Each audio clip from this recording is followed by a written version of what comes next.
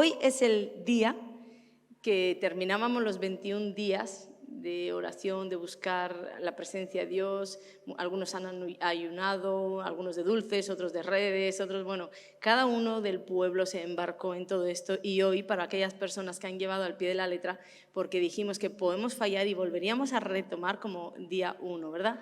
Pero para las personas que comenzaron, pues hoy es el día 21 y Dios me dio una palabra para este tiempo, porque Él quiere que llevemos adelante este año con esta palabra. Nos dijo que durante estos 21 días nosotros examináramos, masticáramos y meditáramos en Isaías 61. ¿Cuántos se recuerdan? Isaías 61 es una tremenda promesa donde Dios nos habla para nosotros, porque está hablando de que el Espíritu de Dios estaba sobre Jesús, estaba apuntando hacia Jesús. El Espíritu de Dios sobre Jesús vino a sanar, liberar, hizo tantas cosas el Señor que es un beneficio para nosotros, pero después también se nos pasó como el testigo, porque esa unción iba a ir sobre nosotros y éramos nosotros los que íbamos a ir a sanar, a llevar consuelo al afligido, a anunciarle a los presos, estoy con la traducción en lenguaje actual, a anunciarle a los presos: pronto llega tu libertad, a traer también consuelo al triste. Dice que teníamos la capacidad, ahí dice que tenemos la capacidad de hacer que una persona triste vea sus derrotas como victorias. Tremendo lo que Dios ha depositado en sus hijos y que nosotros tenemos que llevar adelante, ¿verdad? Y estaba meditando en todo esto y le dije: Señor, voy a guardar esta promesa para todo el año, aunque hoy se acaban los 21 días. Y entre medio, Él me dio una palabra, un versículo que tocó mi corazón de manera diferente, porque sabía que Dios me estaba diciendo: esto es lo que traigo para la casa. Isaías 61, en la traducción en lenguaje actual, el versículo 2. Dios también me envió para anunciar. Era como que el Señor me estaba diciendo: Ana, está bien, has entendido bien todo lo que hay como beneficio vuestro, sanidad, salvación, liberación, pero también has entendido bien que tú, a través de la unción, puedes hacer todo eso, pero ahora yo te quiero decir algo, yo, Dios, te quiero decir algo para esta casa. Dios también me envió para anunciar. Este es el tiempo que Dios eligió para darnos salvación y para vengarse de nuestros enemigos. Para vengarse de nuestros enemigos me golpeó. ¿Sabes por qué? Porque con ese versículo Dios me estaba diciendo: yo sé dónde estáis. Yo sé lo que os están haciendo. Yo sé lo que os está sucediendo. Sé exactamente las bofetadas que os dieron. Sé exactamente quién se levanta contra vosotros, quién maquina contra vosotros. Sé exactamente los que traman planes contra vosotros, pero yo te digo, sé dónde estás y ahora te digo, yo me voy a vengar. ¿Cuánto le dan un gloria a Jesús por esta palabra? ¡Aleluya! Ahí dice además: este es el tiempo. Y es que realmente la Biblia dice que todo tiene su tiempo.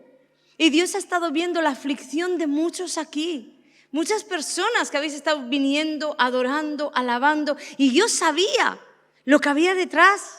Yo sabía las batallas que estabais enfrentando en el hogar, las batallas que estabais enfrentando en las finanzas. Yo lo sabía. Si yo lo sabía, ¿cuánto más Dios, que todo lo llevó al detalle contigo? Y como todo tiene su tiempo, a Dios le place decir: basta.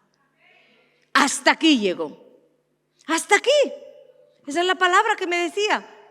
Yo voy a levantarme contra todos los enemigos del alma de mis hijos, del espíritu de mis hijos, de las finanzas de mis hijos, del matrimonio de mis hijos. ¿Me crees? Yo le dije: yo te creo, Dios. Yo te creo, porque nunca me has mentido. ¿Le crees tú? Llega el tiempo, por eso dice: este es el tiempo, donde dicen basta. Y como os digo, muchos venís de ese ¿hasta cuándo? Pero no se dirá más en vuestras bocas ¿hasta cuándo? Hay palabras proféticas que son para uno, pero hay palabras proféticas que abarcan todo un pueblo. Y esto fue lo que está sucediendo aquí en Isaías. Esta palabra profética no fue para una persona en individual. Esta palabra profética, como luego más tarde también en Isaías 63, el versículo 4, en la Nueva Traducción Viviente, está hablando de una palabra profética para un pueblo. Porque yo le decía al Señor: pero ¿cómo vas a hacerte con todo un pueblo? Y Dios me dijo: no hay nada que no haya sucedido o algo nuevo que yo tenga que hacer, porque todo lo que te estoy prometiendo yo ya lo viví y ya lo cumplí. Isaías 63, 4, la traducción, en la Nueva Traducción Viviente dice: ha llegado la hora de cobrar venganza por mi pueblo, de rescatar a mi pueblo de sus opresores. Y es que Dios tiene localizados a cada uno de tus enemigos. ¿Y sabes qué? Que todos esos enemigos que tú llamas opresores y piensas o pensaste en algún momento, ¿dónde está Dios? ¿Hasta cuándo me abandonó? Todos ellos estaban supervisados, trabajando como soldaditos para tu Dios, para transformarte, para moldearte. Pero ha debido de ver algo el Señor en tu corazón que dijo: hasta aquí llego. Y aunque tú digas: pero yo todavía estoy a medias, bueno, los enemigos que hoy son sobre ti, hasta aquí llegaron hoy, porque es la palabra de Dios. ¿Cuántos lo creen? ¿Cuántos lo creen? Yo lo creo de todo corazón. Yo le decía al Señor: yo te creo y voy a ver grandes cosas, porque no estamos viviendo nada que el pueblo de Dios no vivió, como te digo yo. 430 años en la esclavitud el pueblo de Israel, y viene un día Dios y dice: los voy a libertar. Moisés, levántate, vas a dar un anuncio de libertad. Toda una nación en 24 horas vino a libertad. No es que Dios te está dando una promesa que le va a costar cumplir. No es que Dios ya lo hizo antes y nosotros aquí predicamos que Dios vuelve a hacerlo de nuevo. Ahora, no tenemos que perder de vista algo. Aunque Dios dio ese anuncio de libertad y en 24 horas sacó a toda la nación, ¿cuántos recuerdan que esto no fue instantáneo? Esto fue un proceso. Porque Dios le dijo a Moisés: vete a decirle al faraón que deje ir a mi pueblo. ¿Y qué sucedió? Que cuando Moisés llegó donde el faraón se cabreó y entonces le dijo: para que no andéis pensando en cosas ilusorias, ahora el trabajo se os va a multiplicar. Y este es el mismo sistema del infierno. Cuando Dios te da una promesa, te da una palabra, Satanás hace que tú veas todo tu trabajo espiritual, toda tu carga espiritual, todo lo que estás enfrentando, lo hace que lo veas doble. ¿Para qué? Para que no estés pensando en la promesa que se te dio, en la esperanza, en todo aquello que nace en un corazón cuando Dios dice: voy a hacer esto por ti. Satanás lo primero que quiere hacer es apagar ese fuego en ti. Porque si consigue robarte la fe, si consigue robarte la ilusión, la esperanza, todo lo que la llama del Señor prende en ti, entonces va a conseguir que tal vez te eches atrás. Pero ahí sucedió, Dios volvió a salir en medio del proceso a favor de su pueblo. Y hizo que Moisés declarara la primera victoria con esa plaga. Algo acontece en nuestras vidas que nos da como un empujón de decir: sigue adelante. Viene la primera plaga y hubo una gran victoria sobre el pueblo de Israel. ¿Pero qué sucedió? Que las cosas no cambiaron mucho. ¿Os acordáis de la historia de Ezequiel? Profetizó. Los huesos, los tendones, la carne, todo comenzó a colocarse en el lugar donde Dios había dicho, mas no había espíritu, no había vida en ellos. Y aquí pasa algo parecido. Dios da una palabra, Dios se determina en hacer salvo a su pueblo, trae la primera plaga, ¿y qué sucede? Que no cambia mucho la cosa. Y esos egipcios están como que venciendo sobre los israelitas, pero Dios siempre tiene la última palabra y hay como un tira y afloja ahí, un tira y afloja. Pero llega el día donde Dios también para ellos dice: ¡basta! Y viene esa última plaga con esa mortandad tan grande que hace que los egipcios tengan que soltar al pueblo de Israel. Y todo lo que los egipcios habían hecho contra ese pueblo, porque habían sido tiranos gobernando al pueblo de Dios, tiranos que tenían esclavizados a los hijos de Dios, donde no se les pagaba, no había retribución por todo el trabajo que allí hacían, construyendo todo aquello. Pero llegó el día donde Dios dijo: basta, y resulta que en la nómina se le finiquitó con el finiquito más grande que ha existido en la historia de la humanidad, porque salieron con todo el oro de Egipto. Y eso es lo que viene para ti. Tal vez has estado trabajado, cargado, Satanás te ha oprimido, pero ahora dice Dios: basta, te voy a hacer salir con el oro del que te oprimió, con la plata del que te oprimió, con un finiquito como no se ha visto antes en la historia de tu familia. Eso es lo que Dios está diciendo, si le crees, porque Dios escuchó el clamor de ese pueblo. Y si decimos que Dios vuelve a hacer lo mismo, es que Dios está escuchando nuestro clamor y este es el año. Muchas veces se ha dicho: este es el año, pero te voy a decir, yo miro para atrás y todos los años ha sido mi año, Todos los años ha sido mi año. ¿Te digo por qué? Porque hay personas que dicen, sí, siempre se predica, este es mi año, ¿y dónde está mi año? Pues yo no sé tú, pero yo cada año creí al Señor y cada año tuve gloria sobre mi vida. Gloria sobre el ministerio, gloria sobre mi familia. Y puedo decir que soy una mujer que visiblemente se ve que va de gloria en gloria y de victoria en victoria, porque batallas no me han faltado, pero ninguna de ellas he perdido, porque Dios, la victoria va conmigo. Entonces, este es mi año. ¿Este es mi año de qué? De que esos enemigos contra los cuales Dios está diciendo, te voy a hacer venganza, ya nunca más los veré. ¿Qué le dijo Moisés a ese pueblo? No temas, estad firmes y ve de la salvación que Jehová hará hoy con vosotros. Será una promesa para el ya. Porque los egipcios que hoy habéis visto, nunca más para siempre los veréis. Jehová peleará por vosotros y vosotros estaréis tranquilos. Y tú agarras la promesa y dices, esos enemigos que me están enfrentando, Dios les va a dar muerte, Dios me va a hacer venganza, justicia. ¿Y ahora crees que no va a venir más enemigos? Pues ellos salieron desde Egipto, quedaron sin egipcios, pero encontraron incluso entrando en la tierra prometida gigantes. Entonces, lo que estas historias nos dicen es que la vida espiritual es una batalla constante. Por eso el año que pasó tuvo sus gigantes y tú puedes decir que estás en pie porque el poderoso gigante fue contigo. Fue contigo. Entonces, cuando se te profetiza, se te anuncia un año de victoria, tienes que saber que en ese año hay gigantes que van a caer y otros que seguirán en pie. Pero hay algunos seleccionados por Dios, chequeados por el Señor, decir, este suficiente te oprimió. Este suficiente te quiso avergonzar. Este otro suficiente te estranguló. Y a todos estos digo yo, basta. Entonces, que cae, alguno cae. Amén, ¿cuántos lo creen? Yo voy a declarar que todos caen, pero que cae, alguno cae. Aleluya, dale ese aplauso más fuerte. Aleluya. Hoy estaba diciendo en la adoración que muchas veces no cambia nuestra situación, pero cambia nuestra condición. Esos israelitas, esos hebreos, salieron libres, ya no eran esclavos, pero no les cambió mucho la situación porque los gigantes seguían detrás de ellos, esos egipcios corrieron detrás de ellos. Luego enfrentaron guerras, enfrentaron muchas cosas, llegan a la tierra prometida y enfrentan otra vez gigantes con los que hay que pelear. Pero había algo en ellos después de cada promesa de Dios o después de esa gran promesa de salvación, que su condición interior cambió. Ya no eran esclavos y desde la libertad las cosas se ven de otra manera. Y aunque enfrentas gigantes, no es lo mismo enfrentar a un gigante siendo esclavo de Satanás que enfrentar a un gigante con la libertad de Dios sobre tu vida. Y esa es una de las promesas que traigo hoy. Tal vez has estado frustrada en el trabajo, en el matrimonio, con los hijos y has estado esclavo de Satanás. Pero Dios va a cambiar tu condición interior. Y desde esa libertad que va a traer a tu vida todo se ve mejor. Tienes un mayor poder, una mayor fuerza para contrarrestar. Hay una posición que te da autoridad. Y eso es lo que Dios va a hacer contigo, amén.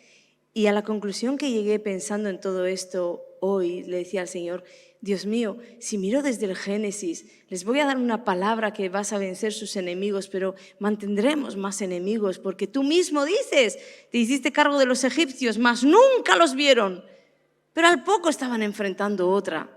Y los sacabas de esa, y aún con sus quejas y con todo, y al poco estaban enfrentando otra. Y entonces entendí, la vida espiritual va de batalla en batalla, pero la vida espiritual no se puede vivir sin dependencia de Dios.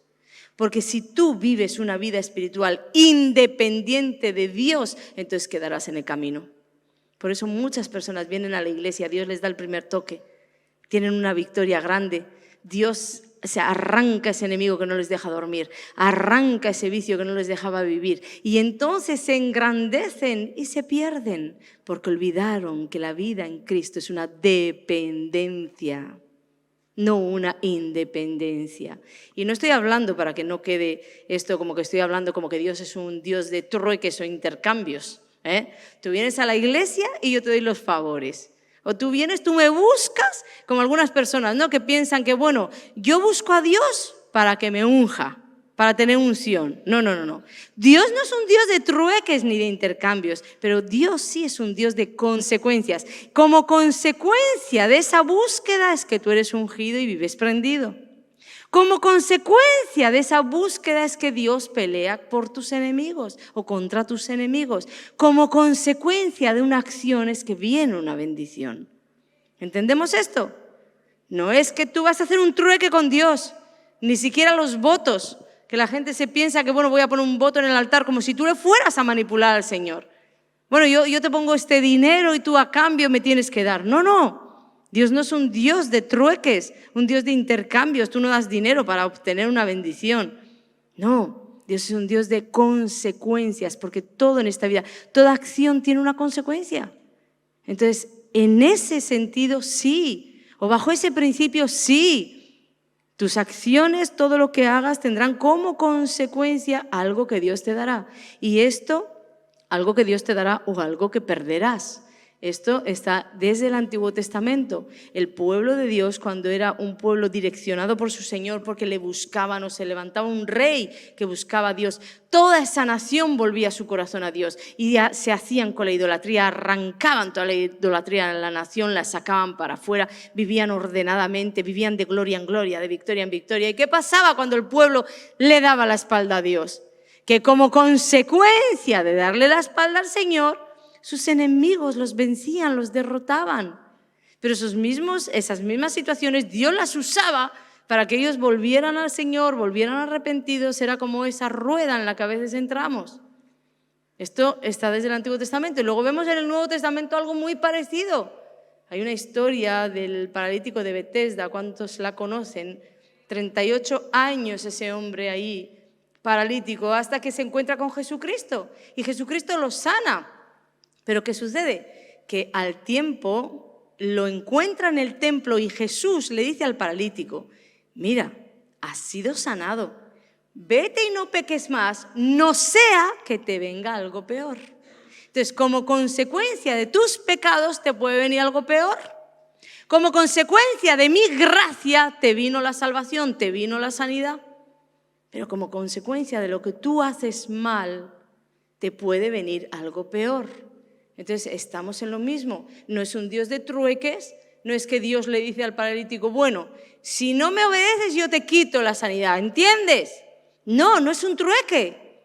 Con Dios no hay trueques ni intercambios, pero con Dios hay principios establecidos que son inamovibles porque Él mismo no los va a mover. Y el principio de la bendición viene de la obediencia y el principio de la maldición viene de la desobediencia. Entonces, no es un trueque, no es un intercambio, quería dejar esto bien claro, ¿sí? Hay una consecuencia directa a nuestras acciones y esa consecuencia será una victoria o una derrota. No es que Dios te toca, Dios te bendice, Dios te sana, porque hay ministerios que predican esto. Yo recuerdo cuánto daño me hicieron de jovencita, cuando yo hablaba de las sanidades del Señor, cuando empecé a descubrir todo el mover del Espíritu Santo y todo, y un pastor que siempre me decía, pues yo no me creo nada de eso, porque yo no me creo, el Señor al que sana, sana y sana para toda la vida. Yo no me creo esas sanidades que luego se vuelven a enfermar. Y eso me hizo mucho daño, porque por muchos años pensé que realmente todo era emoción y que no había sanidad, que no había mover del Espíritu Santo, hasta que Dios en su palabra me mostró textos como este. Jesucristo mismo le estaba diciendo, yo te he sanado, como tú te vuelvas al pecado te vas a ver en algo peor. Tal vez te he sanado de algo leve y te vas a ver en una enfermedad crónica. Entonces Dios abrió mis ojos.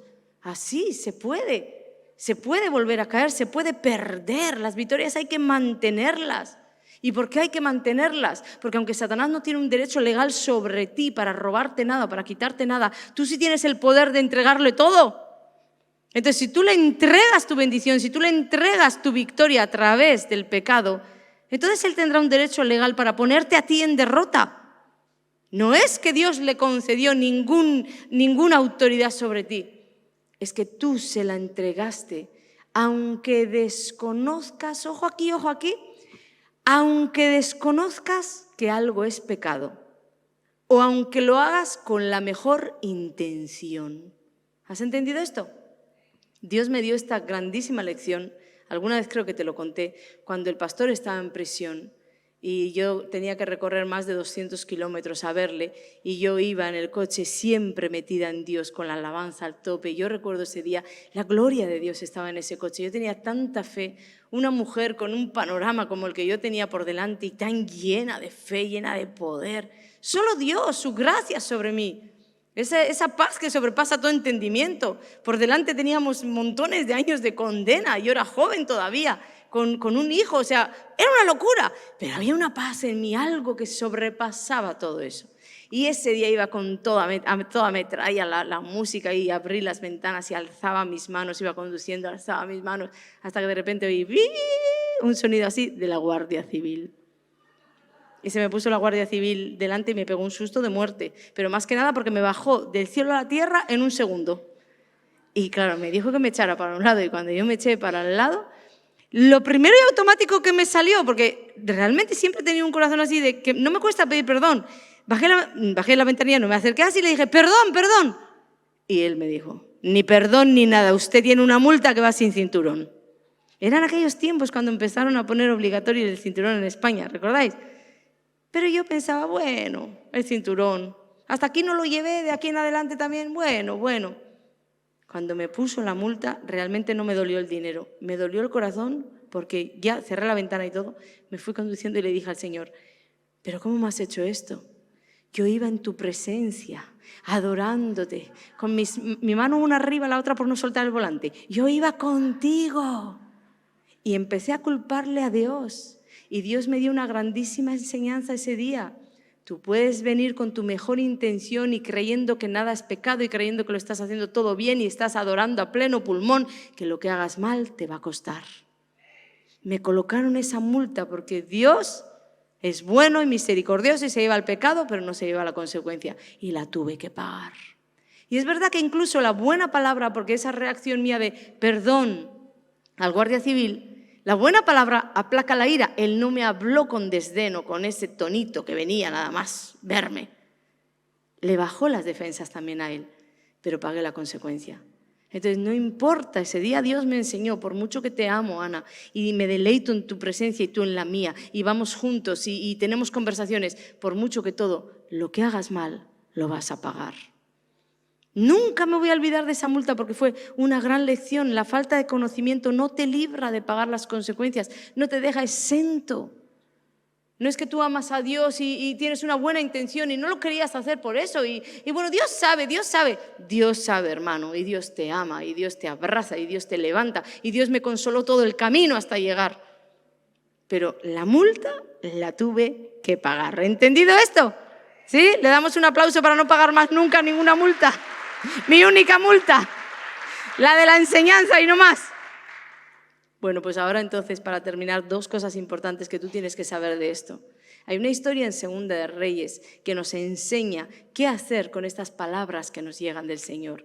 ¿Qué hacer con este es el tiempo? Es el tiempo y yo te voy a salvar y yo me voy a vengar de tus enemigos. ¿Qué hacer con esto? Segunda de Reyes tiene una historia que nos enseña mucho. Mira, el rey de Siria había sitiado Samaria, no sé cuántos conocen esa historia.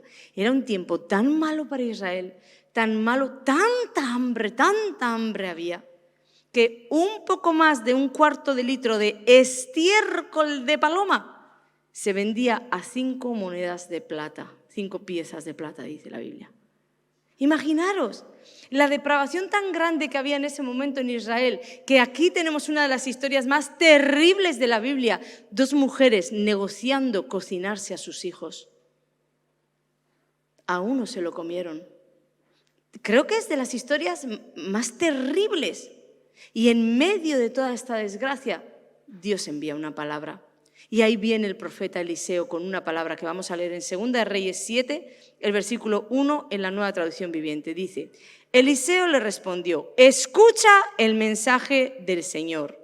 Esto dice el Señor, mañana a esta hora, en los mercados de Samaria, 7 litros de harina selecta costarán apenas una pieza de plata y 14 litros de grano de cebada costarán apenas una pieza de plata.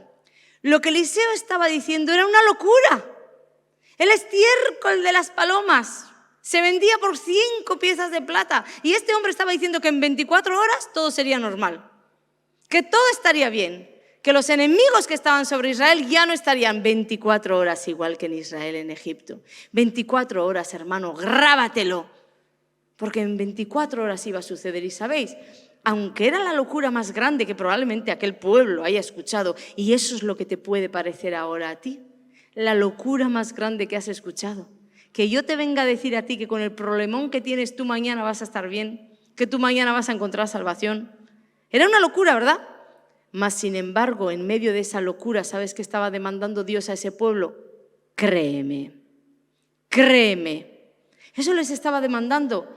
No te fijes en lo que ves, no te fijes en los sirios que tienen sitiada Samaria, no te fijes en el hambre, no te fijes en los sentimientos, no te fijes en lo que tu cuerpo está diciendo con el hambre, que estás desmayado, que estás de mal humor. No te fijes en nada de eso, porque nosotros muchas veces, si estamos contentos, hay fe y gloria a Dios. Si estamos tristes, oh, ¿dónde está el Señor? Dios con esto les estaba diciendo, no quiero que te fijes en nada de eso, fíjate en lo que digo yo. Y yo te estoy diciendo que mañana todo tu imposible va a desaparecer. ¿Y sabéis qué sucedió?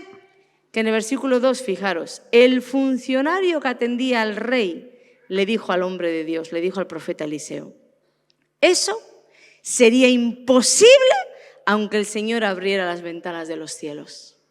Imposible. ¿Te has encontrado con alguna persona así? A veces nos encontramos que nosotros somos así.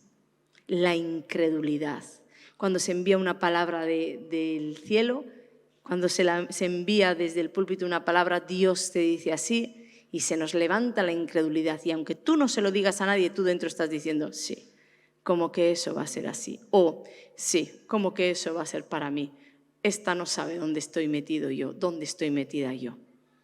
¿Sí o no? Tú tienes que vencer eso y tienes que darle muerte a ese sentimiento, porque fíjate lo que sucedió. Eliseo le respondió, lo verás con tus propios ojos, pero no podrás comer nada de eso. Lo sentenció a no poder tener la bendición. ¿Sabes por qué? Porque este hombre estaba desafiando directamente a Dios, no a Eliseo. Eliseo solo era un mensajero que traía la palabra del Señor. Y ojo aquí, porque esto nos enseña que cuando tu líder, cuando un hermano que no es ni líder, pero te va con la palabra y te dice, eso que estás haciendo no está bien, porque aquí dice la palabra, escrito está, que no puedes fornicar, que no puedes andar con ese hombre que no es tu marido, ese hombre le pertenece a otra mujer. Mira, aquí dice la palabra de Dios que tú no puedes robarle al gobierno, aquí dice la palabra de Dios que no maldigas, que bendigas, aquí dice, y tú le tienes en poco a ese hombre, tú estás desafiando directamente a Dios. Como este hombre desafió, no a Eliseo le envió la palabra, eso es imposible. Pero a quien estaba desafiando era el Dios del cielo, porque Eliseo solo traía una palabra del cielo. Y la Biblia entera es la palabra del cielo. Entonces, cuando un hermano o una hermana te dé una palabra del cielo, ten cuidado de tener tu boca bien callada. No vaya a ser que te encuentres en esta tesitura. Está bien, lo verás, pero no comerás de eso. Este hombre vivió lo suficiente para ver que lo que el profeta había dicho era la verdad, lo suficiente, pero murió antes de poder saborear todo, antes de poder saborear nada. La bendición se puede perder por la incredulidad, porque la incredulidad te separa de la bendición o de la promesa que Dios tiene para ti. Este hombre estaba dentro de aquellos hombres a los cuales Dios le había dicho, te voy a bendecir, mañana cambiará tu situación. Este hombre estaba dentro de ellos, pero este hombre dejó de estar dentro de ese círculo cuando él mismo se salió diciendo eso es imposible. ¿Qué les separó de la bendición de Dios? Su incredulidad, no fue otra cosa. Entonces, cuidado con la incredulidad que te puedes separar. Puedes ver a los hermanos siendo bendecidos y se envían aquí palabras del cielo y ves a los hermanos bendecidos y luego encima te levantas contra ellos porque se te levanta hasta la envidia. Hay promesas y profecías que son para uno y hay promesas y profecías que son para todos. Y esta es para todos. Dios ha dicho de ti De ti, iglesia. No es una palabra que me ha dado a mí en el secreto. Yo mis palabras las tengo guardadas y anotadas. No, esta palabra venía para ti. Yo te voy a salvar y yo me voy a vengar de tus enemigos. Este año, este tiempo. ¿Lo crees? Porque si no lo crees puedes caer como esta persona, en una incredulidad que haga muralla entre Dios y tú. Y lo segundo que te quería decir es que Jesús llegó a esta tierra y comenzó también a traer esta libertad, esta sanidad, pues como hemos dicho, ¿verdad? En el Antiguo Testamento sucedió esto, pero en el Nuevo vemos cosas muy parecidas. Por incredulidad, el lugar donde Jesús había nacido se quedó sin milagros, o hizo unos pocos con imposición de manos, siendo que el Dios del cielo estaba en ese lugar pudiendo hacerlo todo. Vemos el mismo patrón, pero además hay un patrón que yo he encontrado con la venida de Jesús para traer la bendición, que se repite en muchísimos hombres y mujeres. Todos los que llevaron, o casi todos los que llevaron una bendición de Dios, una sanidad, ¿sabes qué he encontrado en ellos? Que supieron perseverar. 38 años hemos dicho el hombre de Betesda. 38 años allí, que si leemos bien la historia, yo creo que ni el propio hombre se creía que iba a ser sanado alguna vez. Porque cuando Jesús se le acerca a decirle, ¿qué quieres que te haga? ¿O por qué estás aquí? A ver, ¿qué te sucede? Cuéntame, mi niño. Que le dice, no, yo tengo que ir para allá, pero cada vez que quiero ir a ese estanque viene otro y se mete. Le estaba diciendo, ni te preocupes, que la cosa no va conmigo, pero aquí estoy. ¿Sabes qué estaba haciendo? Perseverar. Tal vez ni siquiera él lo sabía, pero seguía en el estanque de Betesda. No se sabe ni por qué. Porque dentro de él había un perseverar, y ese perseverar hizo que un día se encontrara con el Hijo de Dios. ¿Cuánto nos enseña esto, verdad? Porque nosotros muchas veces lo que sabemos hacer es despotricar en lugar de perseverar. 18 años la mujer encorvada. ¿Y dónde se la encontró Jesús? ¿Dónde? ¿En el templo? Continuaba yendo a la iglesia con 18 años de sufrimiento, encorvada, con un cuerpo que probablemente no en las butacas que tenemos hoy, no, con un cuerpo que probablemente en aquel lugar, tanto el recorrido, todo lo que había en aquella su época, venía mal contra su cuerpo. Pero esa mujer perseveró, 18 años encorvada buscando a Dios en la iglesia. ¿Cuánto habrá orado esta señora? No dijo, bueno, y aquí es el 7º año, ya me cansó el Señor que aquí no me escucha y yo sigo con mi aflicción. ¿No? Encontramos una señora que 18 años después seguía en el mismo lugar, en la iglesia, adorando a Dios, adorando al Señor, y el Señor se acercó. Vemos que tienen perseverar. Jesús con el padre del hijo lunático. Su padre tampoco desfalleció. Déjame leerte, Mateo 17, el 15 y el 16. Señor, ten misericordia de mi hijo que es lunático y padece muchísimo porque muchas veces cae en el fuego y muchas en el agua. Y fíjate lo que dice este versículo. Lo he traído a tus discípulos, pero no le han podido sanar. ¿Sabes qué hizo? Perseverar. Los discípulos de Jesús, los que supuestamente tenían hasta la orden de echar fuera demonios, de ir por ahí a sanar a los enfermos, no le pudieron sanar. Y este hombre no despotricó, perseveró. Si no es por aquí, pero la sanidad me la llevo yo. Y llegó donde Jesús a decirle, ellos no han podido. Ni siquiera llegó la actitud de decir, hay que ver tus discípulos, como a veces aquí. No, porque es el líder a mí lo que me ha dicho. Y solo en las palabras o en tus actitudes, en tu lenguaje corporal, se ve lo que llevas dentro, la suciedad. Entonces, perseverar va a ser otra de las claves que Dios va a pedir de ti para mantener la bendición, para mantener el milagro, para mantener. ¿Cuánto habrá orado esta mujer? ¿Cuánto habrás orado tú? ¿Cuánto habrá sufrido este hombre? ¿Cuánto habrás sufrido tú? ¿Cuánto el de Betesda? ¿Cuánto el padre viendo un hijo? Que a veces nos duele más el hijo que nuestra propia persona. ¿Cuánto? Pero en todos ellos un denominador común. Perseverar. Creer y perseverar es lo que te va a llevar a la bendición. Creer y perseverar. El hombre de doble ánimo, dice la Biblia, que nada alcanza. Nada. Y en un mundo express como el que estamos, perseverar es todo un desafío. pero se puede lograr. Voy a pedir, por favor, los adoradores, se puede lograr. Hazte un chequeo interior ahora rápidamente y di, ¿qué me separa a mí de la bendición? ¿Es incredulidad? ¿Es que no sé perseverar? ¿Es que todo lo quiero ya? ¿Qué es lo que me separa? Porque como os decía antes para las oraciones, a veces hay que poner la primera oración en el cuenco, la incredulidad. Señor, ayuda mi incredulidad para que todo lo demás pueda fluir, todo lo que viene detrás pueda fluir. La primera oración, la incredulidad. Aquí vemos en estas historias que aquel que estaba al lado del rey se quedó sin su bendición porque no creyó, porque dijo que lo que Dios estaba diciendo era imposible. Y esto fue una ofensa directa a Dios, un desafío hacia su poder, hacia su autoridad, hacia su gobierno, hacia todo lo que Dios representa. Esa es tu incredulidad. Tu incredulidad desafía al Dios del cielo. Entonces, ¿por qué no venir y decir, ayuda mi incredulidad? O el perseverar. ¿Cuántas veces cuando lleguemos al cielo nos vamos a enterar que hemos estado a un día, a una hora, a un segundo de la promesa? Y en ese instante, te volviste para atrás, le diste la espalda a Dios, te marchaste del lugar, de la posición donde llegaba la bendición. Yo no quiero más. La Biblia está para enseñarnos, para instruirnos.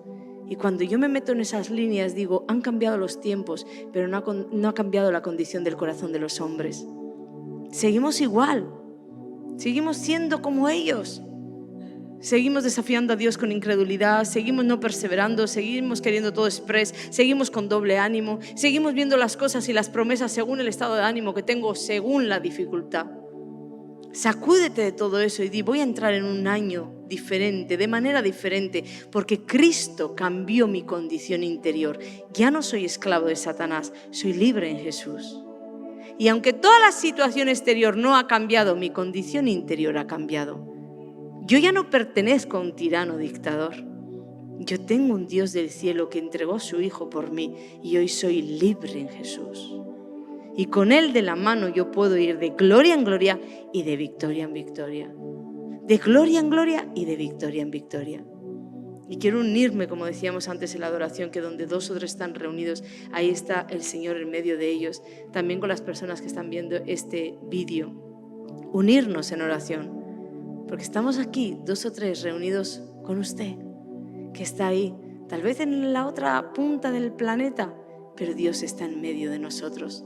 Y donde Él está, Dios siempre tiene movimiento, siempre tiene avance, progreso, mejora. Y podemos juntos presentarle al Señor nuestra incredulidad, nuestro doble ánimo en el alma, esa alma dividida. Doble lealtad al Señor un poco, al mundo otro poco, a Satanás otro poco. Podemos entregarle todo esto y decirle, socórrenos Dios, porque este año queremos ir a por todas y yo voy a por mi bendición. Yo bendigo tu vida, bendigo todos tus pensamientos, bendigo tu caminar. Y en el nombre de Jesús declaro que llegarás al destino final. Que no serás de los que ven para morir, serán de aquellos que ven para saborear, ven para experimentar, ven para caminar en bendición. Vas a ver la gloria de Dios sobre tu casa. Te voy a pedir a ti que cierres un momento tus ojos y veas qué es lo que tienes que hacer. Si sientes que el Espíritu Santo está diciéndote, ven al altar que te quiero limpiar, ven al altar que te quiero empoderar, ven al altar que quiero hacer algo contigo, ven que te quiero hablar, entonces vienes. Si ves que Él te está ministrando ahí, que te está hablando ahí, no pierdas su voz, síguele. Lo que sea el que Él te diga de hacer, porque Él está vivo y Él habla, haz, así haz. Porque en la obediencia hay bendición. Y no es lo que siempre se hace, lo que uno quiere hacer, lo que te dicen que hay que hacer, es lo que Dios te está demandando hacer. Y eso va a traer bendición. Pero que nadie se quede fuera del propósito de la bendición, que nadie se quede fuera por incredulidad, que nadie se quede fuera. Porque Dios te ha dicho hoy, yo soy tu salvación. yo voy a vengarme de tus enemigos. Y este es el tiempo que yo elegí. Dios eligió este tiempo, ni siquiera dependió de ti. Dios lo eligió. Entonces confía.